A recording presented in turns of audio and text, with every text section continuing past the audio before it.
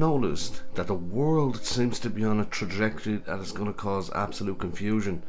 Does it seem like there's some sort of agenda at play? You know, many of us are looking at all the things that are happening around the world, even from a Bible prophecy point of view, and we can actually see things are starting to escalate. So many rumours of so many things that could happen. But there was one particular speech that Donald Trump just gave, and he said something that really opened my eyes. You know, some of the people are starting to push against the agenda. What is the agenda? How it's going to look? And who's behind it? And that's what we're going to look at today. I'm going to keep it short and brief, but it will be to the point. What I always ask you to do is to watch it in its full, to get the full context, and smash the like button to get this out to as many as possible to have their eyes open to what's happening. Have a listen to what Donald J. Trump, or President Trump, said, and it will really kind of answer certain questions about what's about to come. Good. Now they want to go to all electric cars. They don't go far. They cost a lot of money. They got some basic problems. They're very expensive and they don't go far. I think they want to keep you somewhere around your home. They don't want to build highways or something. They got some crazy plan.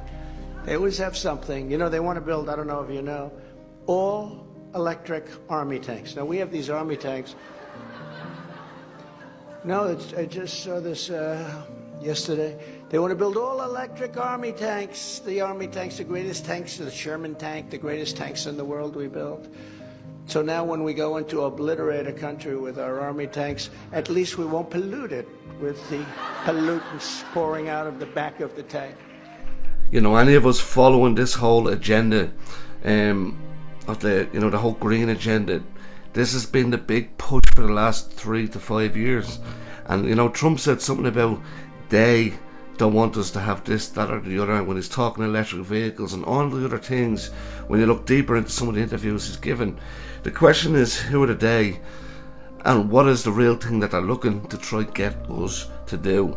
Have a look at this first. They don't want us using cars. They've told us this. They want us to sell our cars. They want us to use our bikes. They want us to be in 15-minute cities, as they're called, where we just walk everywhere. We don't drive anywhere. We don't drive 45 minutes or beyond 15 minutes to see family and friends. We stop using fossil fuels, hydrocarbons, etc. We turn to wind and solar, and we work from home. And we use digital currency so they can track and watch everything that we do. That's what they want.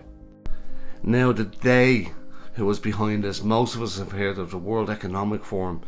These are a powerhouse of a people that literally have influence and a huge amount of control in many arenas. You know, this is run by a guy called Klaus Schwab, which many of us over the last few years have heard about. The question I ask is, who is behind them? There's a couple of companies, the likes of Vanguard, but one in particular, BlackRock, one of the biggest investment groups in the world. They basically own 80% of kind of the planet. Everything they have in their portfolio in terms of asset management, but they have a certain amount of control over a huge amount. Then there's one person called Larry Fink. He is the CEO of BlackRock. But then when you look at the World Economic Forum and you look at who the shareholder is or the top board is, he is also part of the board of the World Economic Forum. So it only goes without saying that he would have a huge amount of influence in what they kind of plan to do. If they have a certain plan, when you have the money behind you, they can get things done. Now, when it comes to the biblical point of view, we know that God laughs at the plans that people like this will have put in place, like they have full power. But for the time being, we know that from the start of humanity, money is the huge motivator and power, and that's what these people are shown. Yes, there's a dark agenda behind it all, but essentially most of these people, they have all the money in the world, but what they want is full power and control. Eventually the 15-minute city will become a reality, and we'll see people being sectored off into certain parts of society, and they need permission to go from one place to the other. This sounded so far-fetched a few years back, but now it is happening. In terms of prophecy, I believe we're very, very close, and we're the generation that's about to see Christ return.